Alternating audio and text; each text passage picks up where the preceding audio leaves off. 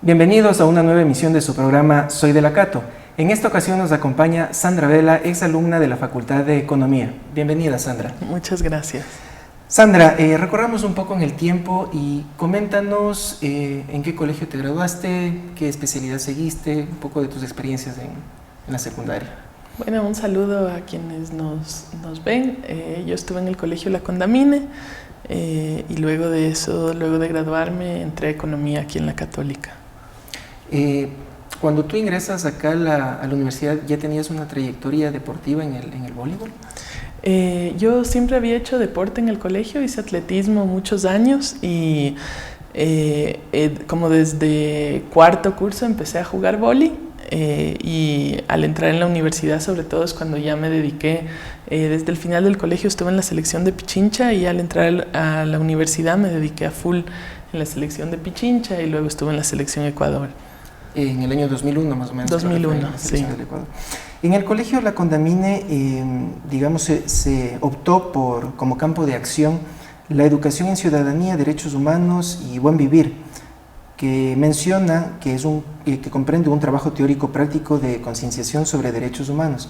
Con el pasar del tiempo, ¿consideras que has podido aplicar en tu vida, digamos, estas líneas que maneja el colegio La Condamine? Sí, yo creo que el gran mensaje un poco de la formación francesa es como libertad, igualdad, equidad, y creo que eso esa es una base de formación. Y creo que lo lindo del colegio La Condamine cuando yo estaba es que era un colegio binacional, era un colegio tanto francés como ecuatoriano, entonces teníamos las dos formaciones paralelas, teníamos las clases tanto en francés como en español, de historia, de geografía, etcétera. Y yo creo que eso nos permitía conocer otra cultura, pero sin olvidar la nuestra, que es muy importante. Luego de graduarte en el colegio La Condamine, ingresas a la carrera de Economía en la Pontificia Universidad Católica del Ecuador. ¿Qué crees tú que te motivó a seguir esta carrera?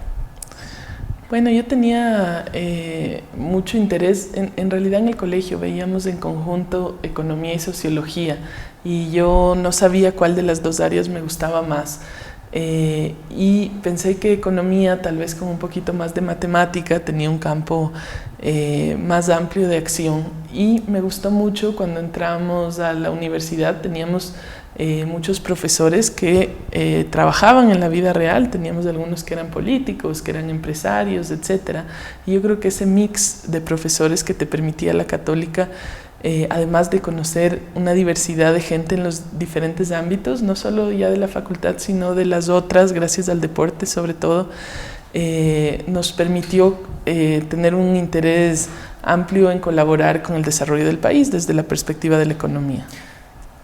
Acabas de mencionar que tenías distintos profesores, ¿no? con distintos perfiles. Uh-huh. ¿A quién o a quiénes recuerdas con cierta particularidad? Bueno, yo en propedéutico, que había en esa época, tuve varios profes, pero recuerdo que tenía a Ramiro González, quien ya era político en esa época, y era muy interesante, uno a los 18 años, tener un contacto directo de una clase de introducción a la economía con alguien que estaba ya en el campo de acción y campo político. Y yo creo que esa es una de las riquezas de la universidad, los profesores que puede tener y acercar, y mucha gente que está ya en la vida real. Yo creo que hay carreras definitivamente, entre ellas la economía, que es muy importante estar vinculados con la realidad y no solo estar en la academia. Yo creo que ese era uno de los grandes plus de la formación que tuve acá. Con esa visión que tú mencionas, ¿no? de compaginar lo académico ya con lo profesional, cuando te gradúas, tu tesis es cuando el deporte se hace economía, la economía del deporte en el Ecuador desde la perspectiva del sector público. Cuéntanos un poco en qué estabas enfocada. Bueno, yo con mi tesis logré juntar mis dos pasiones. Mi pasión era el deporte y mi otra pasión era realmente contribuir con el país, que lo había encontrado a través de la economía. Tuve un profesorazo que era el economista César Ajamil, quien falleció en esa época justo en el marco de la tesis. Él era un economista ambiental español que vino a la Católica, que hacía investigación, que era nosotros teníamos puros profesores de terno y corbata, y el profesor Ajamil era un profe con cola de caballo hasta la cintura, que se metía en verdad a la lucha contra petroleras y etcétera, y además con un nivel académico de primera. Y él yo quería hacer una tesis, ahora es más normal pensar que hay temas como economía del deporte, administración deportiva. En esa época no había estos temas, entonces era un tema súper nuevo, y con este profe, que la economía ambiental es uno de los temas más modernos y de avance, me dijo, hagamos una tesis que vincule lo económico con el tema de deporte. Hicimos una primera tesis donde se entendía el deporte por primera vez con una relación hacia el bienestar. La tesis que yo hice es una tesis todavía a un nivel teórico, que era un avance importante porque era la primera tesis. Y lo bonito de esta tesis es que luego se concretó más adelante, y yo estuve trabajando, hicimos la primera política nacional del deporte, hicimos la ley del deporte, etcétera, y todos los orígenes y muchos puntos importantes de la ley actual del deporte surgen en esta tesis. Luego de graduarte, pues decides realizar una maestría en Francia, me parece que por el año 2005, 2004. Ajá. ¿Sí? Cuéntanos cómo fue esa experiencia en tu maestría. Bueno, la maestría fue dura la ida, y creo que por eso yo a los alumnos que tengo aquí les recomiendo que hagan la maestría. A veces nos acostumbramos mucho a estar en nuestra casa, con nuestros papás, con nuestros amigos, y la experiencia de irse a otro país es una experiencia que es dura, es un cambio importante desde el lado humano. En el tema académico me fue muy bien, las bases que te da la Católica son buenas. Y fue una maestría que me abrió una visión. Imagínense, en Francia desde el año 80, 1980 existía la economía del deporte, y aquí no había ninguna formación al respecto. Entonces hice esta maestría, que era en un tema que me encantaba, que era economía del deporte, del turismo y del tiempo libre. Y aprendí un montón de cosas, y se me abrió también la visión a otras posibilidades. Gracias a la formación que has tenido, pues, y a tus méritos profesionales, en diciembre más o menos del año 2008 ingresas o eres designada por el presidente de la República como ministra del deporte. Uh-huh. Y duras 29 meses ahí, y de hecho implementas la ley del deporte. Cuéntanos un poco el paso por el Ministerio del Deporte. Bueno, yo al volver de Francia, primero uno de los primeros trabajos que tuve, que fue lindo, fue dar clases en la Facultad de Economía. Me invitó el decano y me dijo, si usted quiere hacer algo lindo en su vida, le invito a dar clases, y di una primera clase con chicos casi 2 años menores que yo, entonces era un estrés total. De ahí empecé a trabajar en el primer esfuerzo de un centro de investigaciones en deporte que se hizo con financiamiento de la Universidad de los Hemisferios, que se llamaba, con un proyecto que se llamaba Fútbol y Mentalidad Ganadora.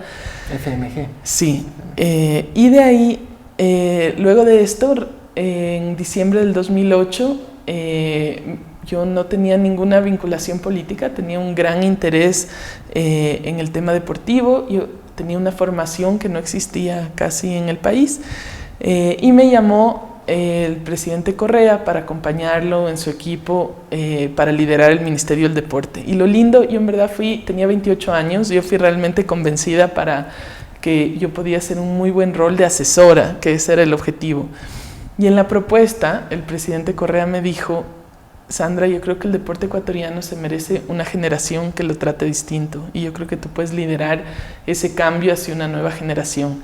Y lo lindo es que estuvimos cerca de 2 años y medio, un equipo joven de altísimo nivel, el que menos tenía maestría hecha fuera en temas específicos para deporte. Hicimos muchas reestructuraciones internas, hicimos la primera política nacional del deporte, hicimos la ley del deporte, y fue chévere porque el reconocimiento llegó al punto. A mí me nombraron presidenta del Consejo Sudamericano de Ministros. El ministro que me seguía en edad, el ministro que me seguía en edad tendría por lo menos 20 años más que yo. Entonces era importante porque era un reconocimiento a nuestro equipo. Ahí realmente lo que noté es que a nivel sudamericano, a nivel internacional, representé al país en encuentros en varios lugares. Pues la formación que nos da la Universidad Católica es muy buena. También todo el lado humano y el objetivo con el que uno lo hace, el objetivo de generar bienestar, el objetivo de que la gente esté bien, y las bases también, ¿no es cierto? Los valores que se enseñan en la universidad, los valores de honestidad, de transparencia, de esfuerzo, de trabajo duro. Yo creo que eso fue una base importante.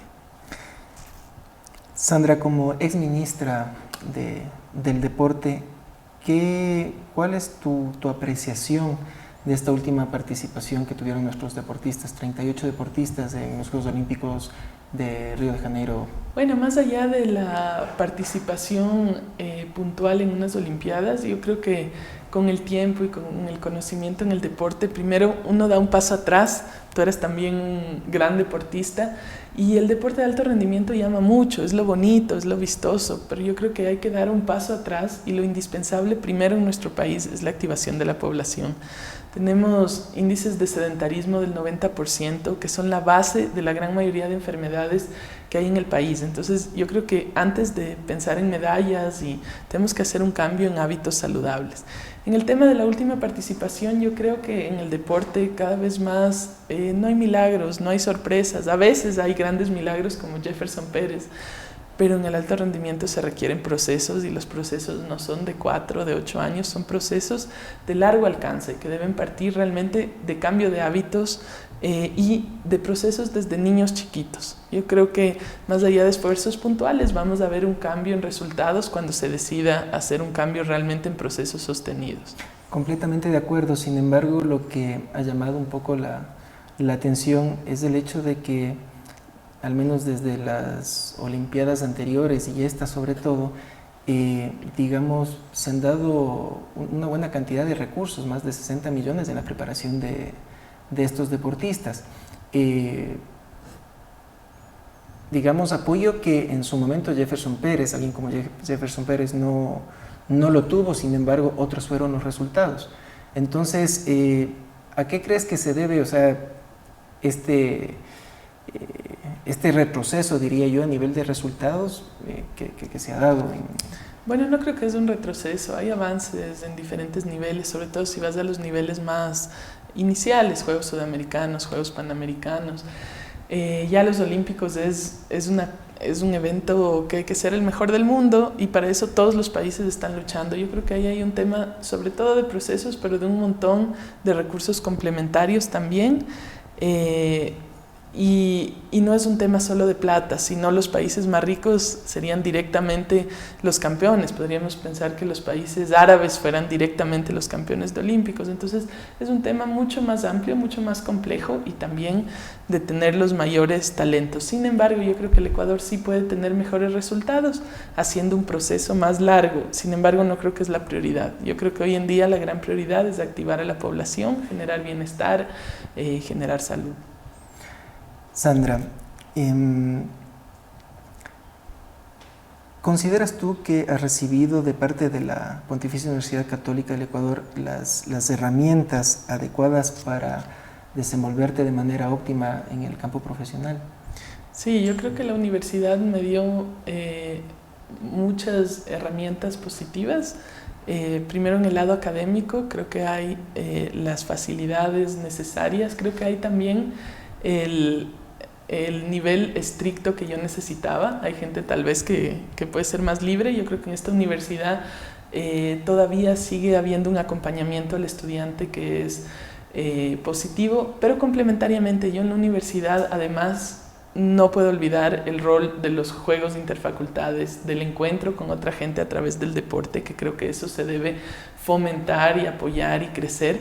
Y también todo el tema el tema político de la universidad o el tema de encontrarse uno en un rol social. Yo fui parte aquí de los partidos que habían en la universidad, al menos en economía. Nosotros creamos un partido que se llamaba Unión, que era muy lindo porque era un grupo de chicos de 18 años que queríamos cambiar el país y que creíamos que con nuestro partido lo íbamos a cambiar, y ahí nacen muchas cosas. Hemos visto mucha gente que luego en el país hace cambios, pero todo parte de un lugar, y yo creo que ese proceso dentro de la universidad es súper importante. He visto ahora, no conozco el trabajo, pero he visto ahora, por ejemplo, que la FEUCE tiene un espacio mucho más grande, tiene más facilidades. Yo creo que brindarles ese espacio a los estudiantes y que los estudiantes se apropien como entes políticos también es importante. Sí, muy de acuerdo. Son procesos de mejora que en los distintos contextos la universidad procura realizarlos, ¿no? Retomando el tema de tu pasión, una de tus pasiones que es el voleibol.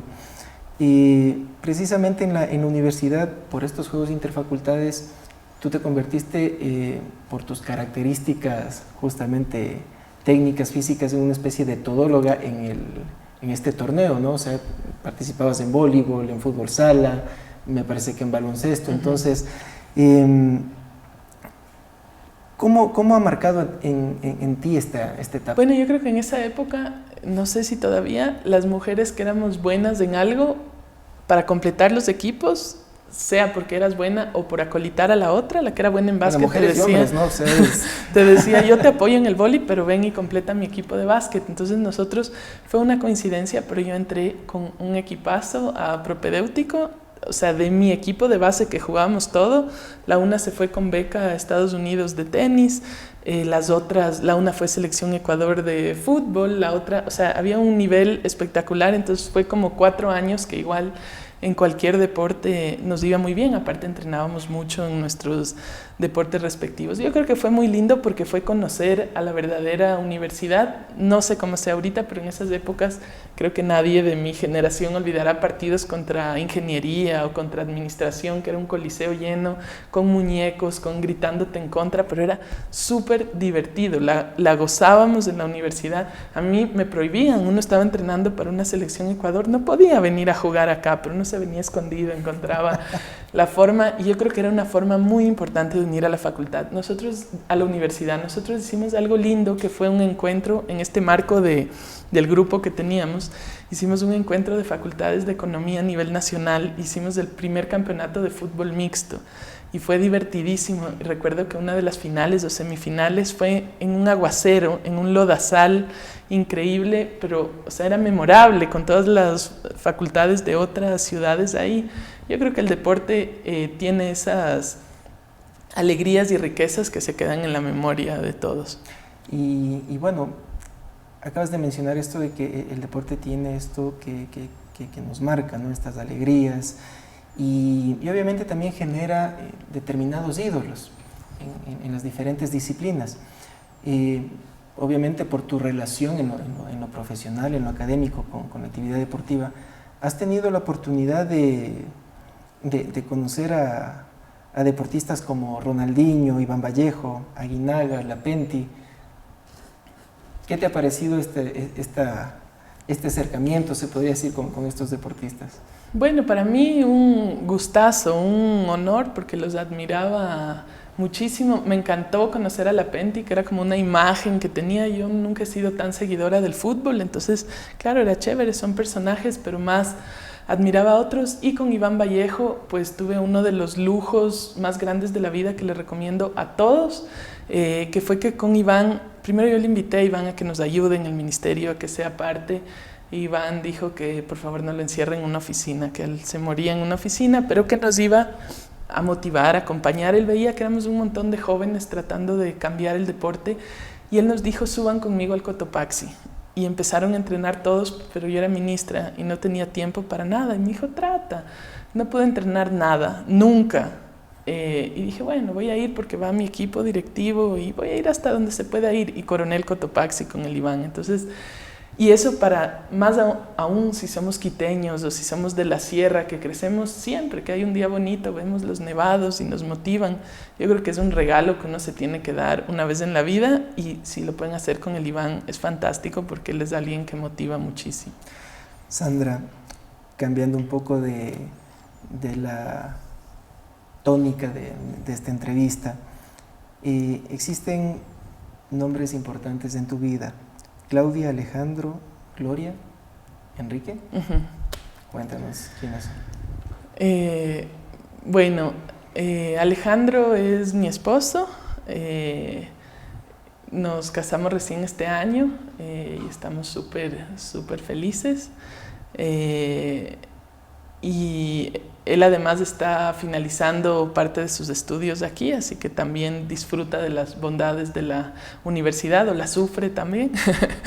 Y los otros que nombraste son mi familia, mi hermana Claudia, que estudió también aquí arquitectura, luego ella se fue a España a hacer una maestría y le ha ido igual muy bien, así que toda la familia tiene un agradecimiento a lo que nos formó la Católica, y mis padres, Gloria y Enrique, que ahorita están con dificultades de salud, pero están ahí saliendo adelante. Muchas gracias, Sandra. Agradecemos la presencia de nuestra entrevistada Sandra Vela y les invitamos a una nueva emisión de su programa Soy de la Cato.